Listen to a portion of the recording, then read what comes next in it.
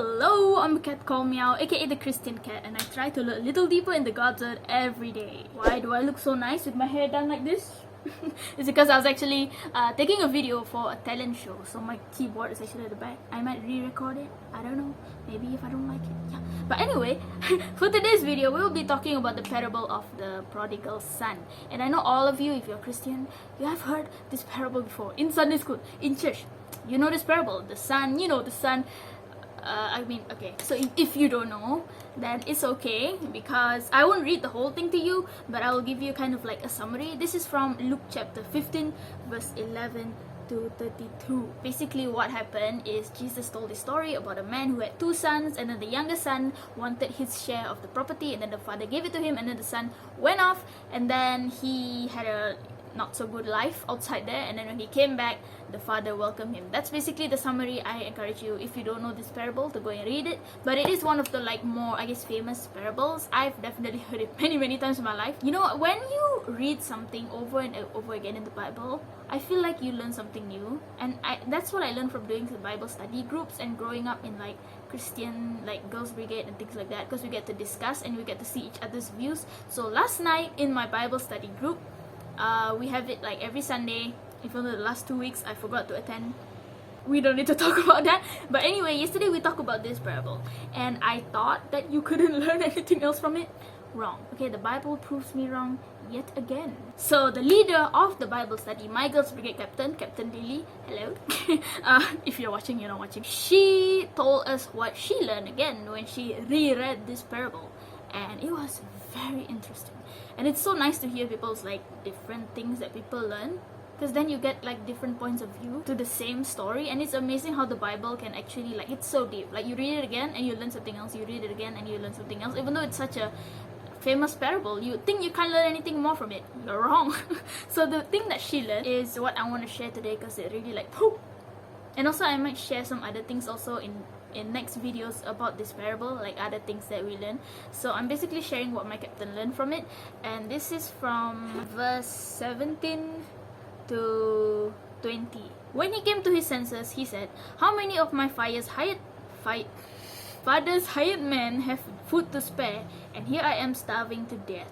I will set out and go back to my father and say to him, 'Father, I have sinned against heaven and against you. I am no longer worthy to be called your son. Make me like one of your hired men.' So he got up and went to his father." So basically, you read that and you're like, yeah, okay, he went back to his father and he wants to be the servant, right? Well, I'm gonna tell you what my captain learned from this, and this is astounding to me, okay? Astounding. So basically what she said is, when the son was already out and he was going through all of this, he was always hungry and all of that, and he was like, even my father's servants eat better than this. So he said, I will set out and go back to my father. And basically he wanted to go back to his father so that his father will accept him as a servant, not as a son, but a servant. But the point is, when he already planned to go back to his father, he was like, yeah, I'm gonna go back to him, I'm gonna say sorry, and I'm gonna become his servant. That's basically what this is about. Basically, the son had no, how many times I say basically, had no hesitation. You know, he was like, I'm gonna go back to my dad, I'm gonna be a servant, my dad is gonna take me in as a servant. He had no hesitation. He was so certain that his father loved him that much, that he would take him back in. Even as a servant, his father would take him back in. His father will not send him away. You know, he had that much certainty in his father's love, and that is basically what this is.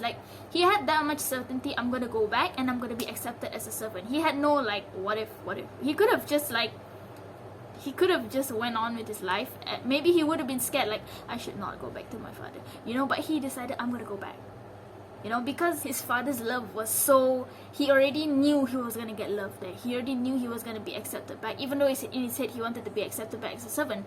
But basically, he already knew that he was going to be accepted back, because his father already gave him the confirmation.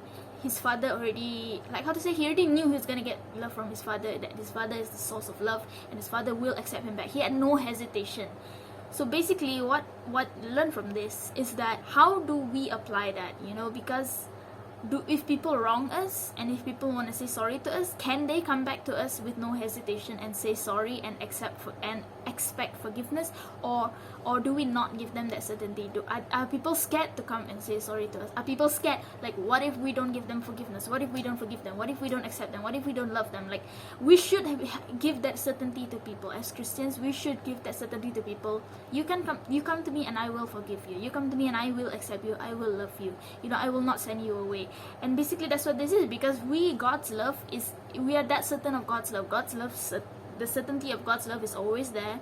Whenever we sin, whenever we turn away, if we go back to God, He will always take us back. And that is the certainty, that we should have also, because we also are supposed to be like God. So people around us should also have the certainty, like, yes, if I say sorry to her, she will forgive me. If I say sorry to Miaw, she will forgive me. And I hope that I also give that certainty. That's what I learned, from the stories that my captain learned, is that, we should give that certainty to people. Like, we should not be intimidating. Like, people should come to us and expect forgiveness and expect love and expect to be accepted. We should not scare them away. Anytime someone comes to us to say sorry or anything like that, they should come with no hesitation. If they come with hesitation, then that is not really something wrong with them. That is something wrong with us, because that means that we're not really portraying God's love the way that we should. If we are portraying God's love the way that we should, they would know, we would always accept them. So yeah, that is it for this video. Super short video, but I think it was really impactful. And this message, I think, is really like, wow. Like, am I doing that? Like, am I putting myself out there as someone who will forgive, who will love, and who will not send people away? I don't want to be someone who's intimidating. I don't want to be someone who people fear to say sorry to or anything like that, because I want to be that person. I want to be someone who people are not scared to come and say sorry. People are not scared to come to me for anything. So yeah, because God will not send anyone away, so who are we to send people away, right? So yeah, that is it. God bless your day, your week, your month, your year, your life. God bless you and your families, and don't forget, Jesus loves you so much. One last thing.